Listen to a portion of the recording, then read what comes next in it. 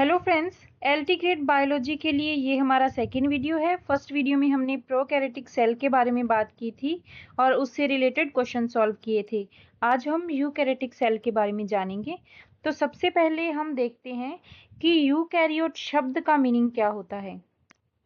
जो ये शब्द है यूकैरियोट, ये ग्रीक ओरिजिन का शब्द है। ग्रीक ओरिजिन का शब्द है और अगर हम इसे ब्रेक डाउन करें तो ये यू और कैरियन से मिलकर बना है। Eu and karyon. यहाँ पे यू का मतलब है ट्रू एंड कैरियन का मतलब है नट, या हम इसे कर्नल भी कह सकते हैं।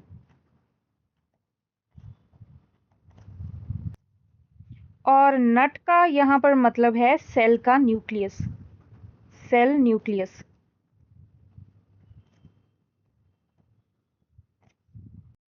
तो फ्रेंड्स, ऐसी सेल जिसमें ट्रू न्यूक्लियस प्रेजेंट होता है, ट्रू न्यूक्लियस, उसे हम क्या कहेंगे? Eukaryotic cell. अगर हमसे कोई पूछे कि यूकैरियोटिक सेल क्या है तो हम उसे ये दो बातें बता सकते हैं। पहला कि ऐसी सेल जिसमें ऑर्गेनाइज्ड न्यूक्लियस होता है, ऑर्गेनाइज्ड न्यूक्लियस। और दूसरा हम बता सकते हैं कि जिसमें मेम्ब्रेन बाउंड ऑर्गेनेल्स प्रेजेंट होते हैं, मेम्ब्रेन बाउंड ऑर्गेनेल्स।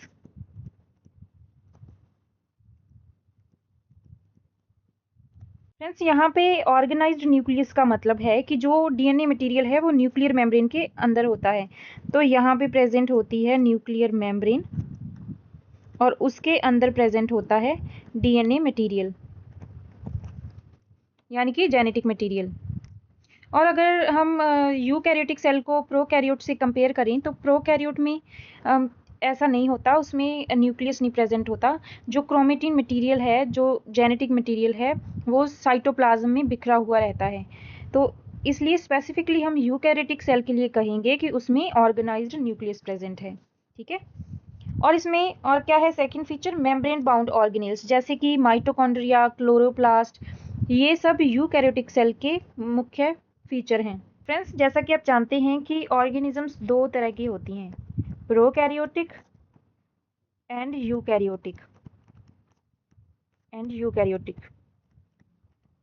ऐसी ऑर्गेनिजम्स जिनमें ट्रू न्यूक्लियस और मेम्ब्रेन बाउंड ऑर्गेनेल्स प्रेजेंट होते हैं वो यूकैरियोटिक ऑर्गेनिज्म होती हैं, और जिनमें न्यूक्लियस एब्सेंट होता है और मेम्ब्रेन बाउंड ऑर्गेनेल्स भी एब्सेंट होते हैं वो प्रोकैरियोट होती है। ठीक है। तो साइंटिस्ट ने क्या किया, इन प्रोकैरियोटिक और यूकैरियोटिक ऑर्गेनिज्म को क्लासीफाई किया। उन्होंने इनके अलग अलग ग्रुप बनाए ताकि हम इन्हें आसानी से स्टडी कर सकें। तो अगर हम क्लासिफिकेशन देखें, RH विटेकर का क्लासिफिकेशन, RH विटेकर, तो उन्होंने दिया था 5 kingdom system of classification, 5 kingdom classification. उन्होंने 5 किंगडम दिए थे। चलिए देखते हैं कौन कौन से। फर्स्ट किंगडम है Monera, second protista, third fungi, fourth Plantae and fifth animalia. तो हमारे पास अब ये 5 किंगडम हैं। इनमें से जो फर्स्ट किंगडम है मोनेरा, इसमें RH विटेकर ने प्रोकैरियोटिक ऑर्गेनिजम्स को रखा। किसे रखा? प्रोकैरियोटिक ऑर्गेनिजम्स को। ठीक है। और जो ये 4 हैं, प्रोटिस्टा, फंजाई, प्लांटी, एनिमेलिया, इन चारों में रखा गया यूकैरियोटिक ऑर्गेनिजम्स को, यूकैरियोटिक ऑर्गेनिजम्स को। फ्रेंड्स, अब तक हमने जितना भी पढ़ा है उससे देख लेते हैं कि क्या क्या क्वेश्चंस बन सकते हैं। जैसे पहले हमने ये दो बातें करी हैं, ऑर्गेनाइज्ड न्यूक्लियस और मेम्ब्रेन बाउंड ऑर्गेनेल्स। ये आपको चीज़ें ध्यान में रखनी है, क्लियर रखनी है प्रोकैरियोट और यूकैरियोटिक सेल के मामले में। और सेकंड हमने बात करी है ये किंगडम क्लासिफिकेशन की, 5 किंगडम क्लासिफिकेशन की।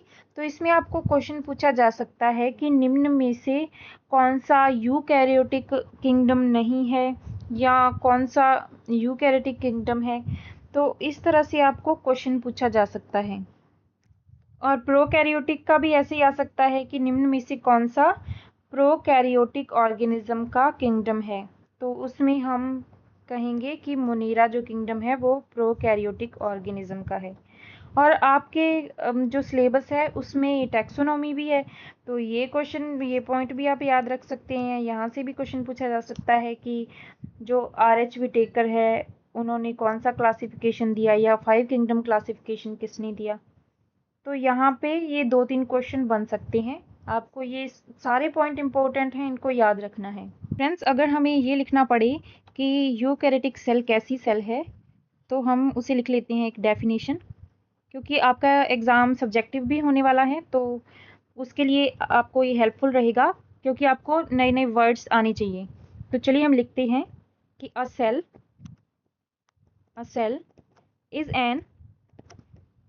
is an organized mass of protoplasm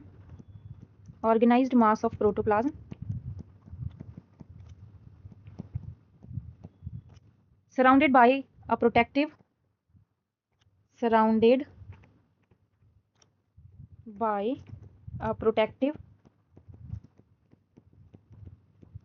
and selectively permeable membrane.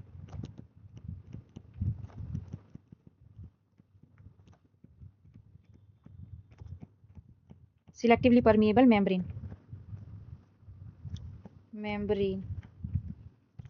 तो फ्रेंड्स, ये है डेफिनेशन। चलिए समझते हैं। A cell is an organised mass of protoplasm, कि प्रोटोप्लाज्म का एक मास है, मास ऑफ प्रोटोप्लाज्म, जो कि ऑर्गेनाइज्ड है। और वो किससे सराउंडेड है, यानी कि उसके बाहर की तरफ क्या है, एक प्रोटेक्टिव और सिलेक्टिवली परमिएबल मेम्ब्रेन। अगर हम इसका डायग्राम बनाएं तो हम ये बना सकते हैं कि ये हमारे पास एक सेल है और जो बाहर की तरफ सेल मेम्ब्रेन होती है, सेल मेम्ब्रेन, आप जानते होंगे कि ये मेम्ब्रेन प्रोटेक्टिव भी होती है क्योंकि बाहर की तरफ है, प्रोटेक्शन का काम करेगी। और ये मेम्ब्रेन सिलेक्टिवली परमिएबल मेम्ब्रेन होती है। जब हम सेल के फीचर पढ़ेंगे, सेल मेम्ब्रेन के बारे में भी पढ़ेंगे, तब हम इसे डिटेल में पढ़ेंगे कि कैसे वो सिलेक्टिवली परमिएबल मेम्ब्रेन है। ठीक है, अभी के लिए आप यहाँ पे डेफिनेशन लिख लीजिए। और हमें क्या बताया है, ऑर्गेनाइज्ड मास ऑफ प्रोटोप्लाज्म। तो यहाँ पे होगा न्यूक्लियस और इसमें होगा जेनेटिक मटेरियल और ये होगा साइटोप्लाज्म। ठीक है, और इन्होंने लिखा है ऑर्गेनाइज्ड मास ऑफ प्रोटोप्लाज्म। जो भी लिविंग मटेरियल होता है, सेल का जो लिविंग मटेरियल होता है वो प्रोटोप्लाज्म होता है। फ्रेंड्स, मैंने यहाँ पे 2 वर्ड यूज़ किए हैं। एक वर्ड था प्रोटोप्लाज्म और दूसरा वर्ड है साइटोप्लाज्म। प्रोटोप्लाज्म एंड साइटोप्लाज्म, क्या आप इनमें डिफरेंस बता सकते हैं? अगर आपको पता है तो कमेंट करके बताएं। तो चलिए डायग्राम से समझते हैं। जैसे हमने यहाँ पे सेंटर में ये बनाया है न्यूक्लियस, एंड जो ये पार्ट है साइटोप्लाज्म। ये तो हमें समझ में आता है कि जो सेल मेम्ब्रेन और न्यूक्लियर मेम्ब्रेन के बीच का पार्ट है वो साइटोप्लाज्म है। तो प्रोटोप्लाज्म क्या है, भी प्रोटोप्लाज्म को समझते हैं। अगर हम प्रोटोप्लाज्म के बारे में लिखें तो प्रोटोप्लाज्म के अंदर आ जाता है साइटोप्लाज्म एंड न्यूक्लियस।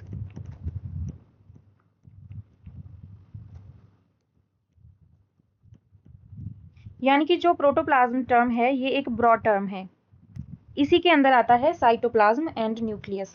अब आपको डिफरेंस पता चल गया होगा कि जो यहाँ पे सेल मेम्ब्रेन और न्यूक्लियर मेम्ब्रेन के बीच का पार्ट है ये कहलाता है साइटोप्लाज्म। और अगर हम बात करें कि ये सेल मेम्ब्रेन के अंदर की तरफ का जो भी लिविंग मटेरियल है, ये जो भी लिविंग मटेरियल है ये कहलाता है प्रोटोप्लाज्म। इसमें साइटोप्लाज्म भी शामिल है और न्यूक्लियस भी शामिल है। फ्रेंड्स, जब शुरू में साइटोप्लाज्म के बारे में पता चला था तो साइंटिस्ट को लगता था कि ये जो साइटोप्लाज्म है ये बहुत ही सिंपल तरह का मटेरियल होगा। लेकिन जब इलेक्ट्रॉन माइक्रोस्कोप आया तो इलेक्ट्रॉन माइक्रोस्कोप से पता चला कि ये इतना भी सिंपल नहीं है। ठीक है, तो माइक्रोस्कोप से इसकी कॉम्प्लेक्सिटी के बारे में पता चला। तो जो साइटोप्लाज्म होता है उसे भी हम दो पार्ट्स में डिवाइड कर सकते हैं। एक इसमें होती है मैट्रिक्स, जिसे हम लिखेंगे साइटोप्लाज्मिक मैट्रिक्स, और दूसरा इसका पोर्शन जो होता है वो होते हैं सेल ऑर्गेनेल्स। Cell organelles. अगर हम साइटोप्लाज्मिक मैट्रिक्स की बात करें तो ये एक पॉलीफेजिक कोलॉइडल सिस्टम होता है, यानी कि इसमें 2 स्टेट्स प्रेजेंट होती हैं। 2 स्टेट्स कौन कौन सी, आपने ये सुन भी रखा होगा, सोल एंड जेल। ठीक है, ये 2 फेज में पाई जाती है जो साइटोप्लाज्मिक मैट्रिक्स है। और इसमें से जो जेल पार्ट है वो प्लाज्मा मेम्ब्रेन की तरफ होता है। ठीक है, तो इसे हम एक्टोप्लाज्म भी कहते हैं, एक्टोप्लास्ट, एक्टोप्लास्ट।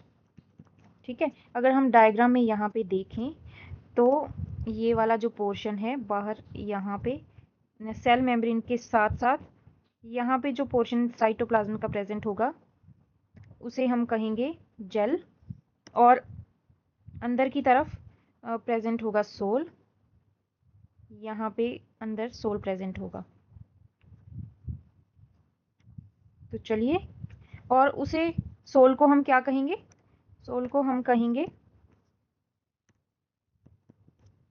एंडोप्लास्ट, एंडोप्लास्ट। फ्रेंड्स, जो साइटोप्लाज्मिक मैट्रिक्स होती है वो परपेचुअल मोशन में रहती है। ये जो साइटोप्लाज्मिक मैट्रिक्स है ये रहती है परपेचुअल मोशन में, यानी कि इसमें सतत गति होती रहती है, परपेचुअल मोशन। और उस गति को हम क्या कहते हैं, उसे हम कहते हैं साइक्लोसिस, साइक्लोसिस। और उसे हम एक नाम और दे सकते हैं, cytoplasmic streaming, cytoplasmic streaming.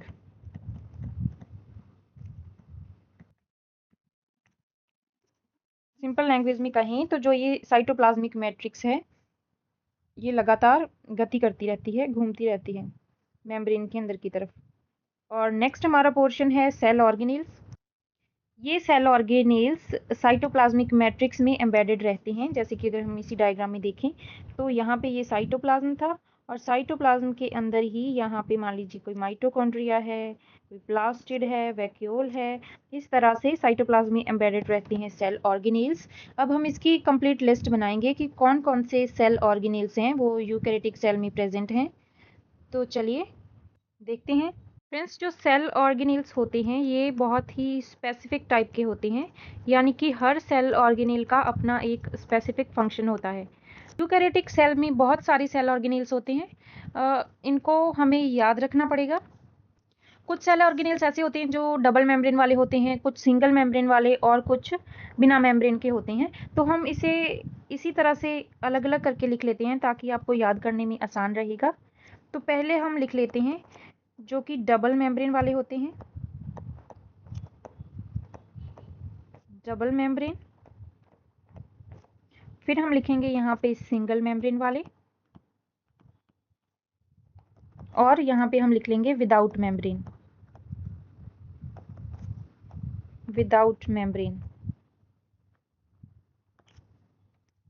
Friends, ये वाला पोर्शन बहुत ही सिंपल है। अगर हम देखें कि हमें आसानी से याद हो जाएगा कि कौन से डबल मेम्ब्रेन के हैं, कौन से सिंगल और कौन से बिना मेम्ब्रेन के। लेकिन ये बहुत ही इम्पोर्टेंट पोर्शन भी है, इजी होने के साथ साथ इम्पोर्टेंट भी है, क्योंकि इसमें से एक क्वेश्चन पक्का पूछ लिया जाता है डायरेक्ट कि निम्न में से कौन सा डबल मेम्ब्रेन का है, कौन सा सिंगल का है। ये हमारी हेडिंग रहेगी। तो चलिए अब हम लिखते हैं। जो डबल मेम्ब्रेन वाले होते हैं उनमें एक होता है प्लास्टिड, पहला होता है प्लास्टिड, और एक होता है माइटोकॉन्ड्रिया।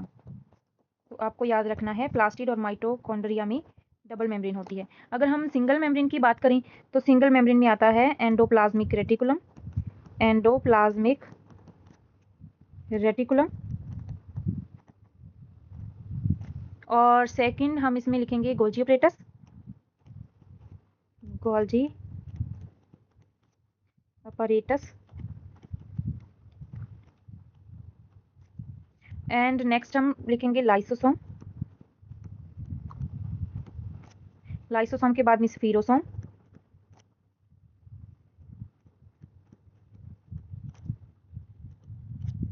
और इसमें आ जाएगा पेरोक्सिसोम,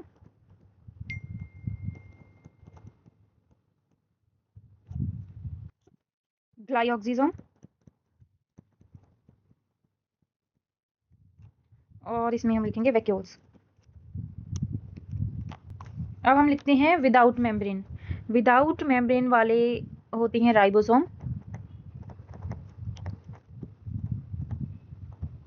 और जो माइक्रोट्यूब्यूल्स होती हैं, माइक्रोट्यूब्यूल्स एंड माइक्रोफिलामेंट्स, माइक्रोफिलामेंट्स,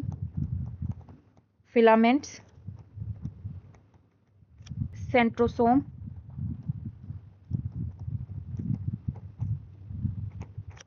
तो फ्रेंड्स ये हमारे सामने अब एक लिस्ट बन गई है, इसको आप आसानी से याद कर सकते हैं।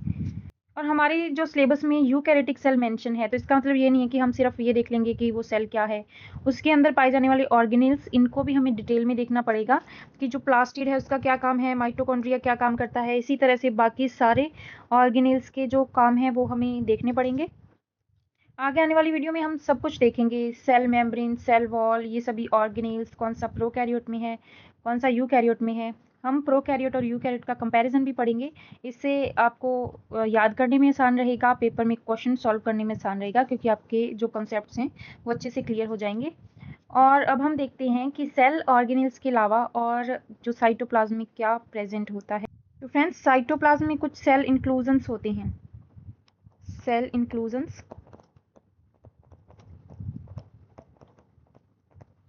जैसे कि स्टार्च ग्रेन, स्टार्च ग्रेन्स,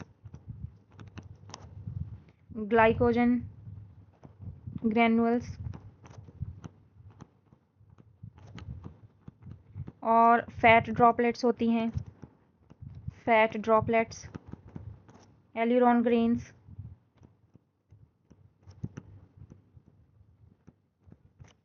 और भी बहुत सारे एक्सक्रीटरी और सेक्रेटरी प्रोडक्ट्स होती हैं, क्रिस्टल्स भी साइटोप्लाज्म में प्रेजेंट होती हैं। हमने साइटोप्लाज्म देखा, अब हम देखते हैं न्यूक्लियस।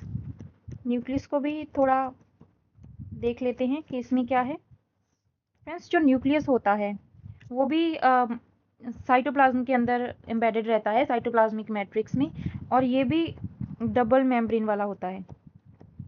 डबल मेम्ब्रेन, जो हम न्यूक्लियर मेम्ब्रेन बोलते हैं ना, वो डबल लेयर्ड होती है, ठीक है। और उसके साथ में ही शुरू हो जाती है एंडोप्लाज्मिक रेटिकुलम। जब हम आगे डायग्राम बना के देखेंगे तब आपको समझ आ जाएगा। जैसे सेल में साइटोप्लाज्म होता है, उसी तरह जो न्यूक्लियस होता है उसमें जो मटेरियल होता है उसे हम कहते हैं न्यूक्लियोप्लाज्म, न्यूक्लियोप्लाज्म। और इसमें प्रेजेंट होते हैं न्यूक्लियोलाई, न्यूक्लियोलाई। और इसमें जो मेन जो चीज़ है वो होता है क्रोमेटिन मटेरियल, यानी कि वो जो क्रोमेटिन मटेरियल है उसमें होता है डीएनए, और डीएनए ही होता है हमारा जेनेटिक मटेरियल, ठीक है। फ्रेंड्स, ये हमने यहाँ पे एक यूकैरियोटिक सेल बनाई है, ये एक प्लांट सेल है। मैंने यहाँ पे प्लांट सेल इसलिए लिया क्योंकि हम आगे आने वाली वीडियो में एनिमल की अल्ट्रा स्ट्रक्चर पढ़ने वाले हैं, जैसा कि आपके सिलेबस में मेंशन है। अगर आप प्लांट सेल पढ़ोगे तो फिर आप कंपेयर कर पाओगे कि इन दोनों में डिफरेंस क्या है, प्लांट सेल में और एनिमल सेल में, और आपको अपने पेपर में क्वेश्चन सॉल्व करने में काफ़ी हेल्प मिलेगी। तो चलिए समझते हैं। यहाँ पे सबसे पहले हम बाहर वाली स्ट्रक्चर्स देखते हैं। शुरू करते हैं हम सेल मेम्ब्रेन से। अगर जो यहाँ पर स्ट्रक्चर, ये वाली जो ब्लैक बाउंड्री बनाई हुई है, ये होती है सेल मेम्ब्रेन, सेल मेम्ब्रेन। और जो हमने यहाँ पे ग्रीन कलर में बनाई हुई है ये वाली, ये होती है सेल वॉल। यहाँ पे जो खाली स्पेस है ये यहाँ पे दिया हुआ, ये है प्लाज्माडेस्माटा, प्लाज्मोडेस्माटा।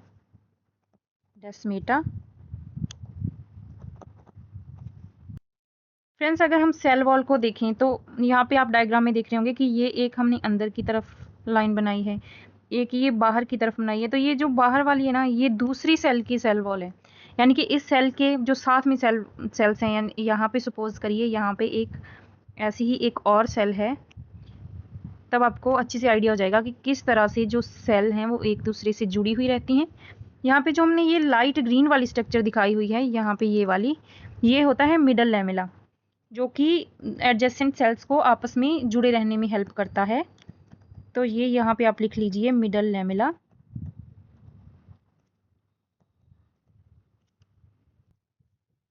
ये ब्लू कलर की जो स्ट्रक्चर आप देख रही हैं, ये है माइटोकॉन्ड्रिया।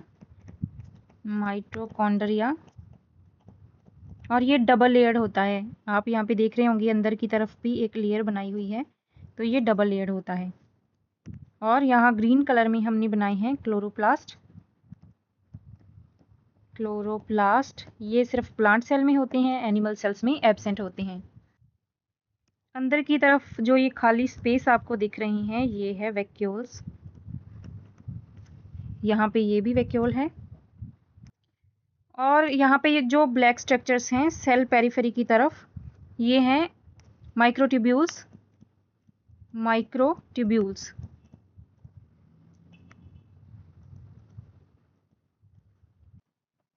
ये वाली स्ट्रक्चर है अमाइलोप्लास्ट। अमाइलोप्लास्ट ये भी प्लांट सेल में होता है और इसमें स्टार्च का स्टोरेज किया जाता है। ठीक है, अब हम बढ़ते हैं न्यूक्लियस की और उसके आसपास कौन सी स्ट्रक्चर हैं। ये वाली जो स्ट्रक्चर है यहाँ पे आप देख रही हैं, ये है Golgi body. Golgi bodies,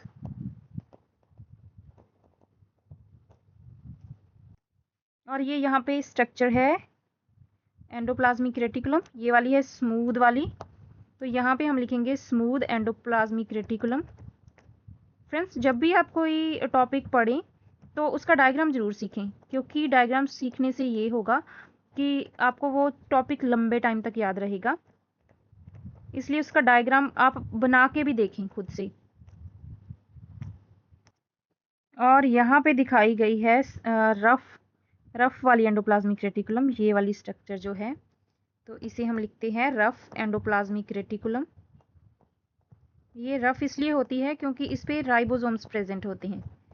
rough endoplasmic reticulum. Centre में जो न्यूक्लियस है उसमें ये है न्यूक्लियराई, न्यूक्लियोलस,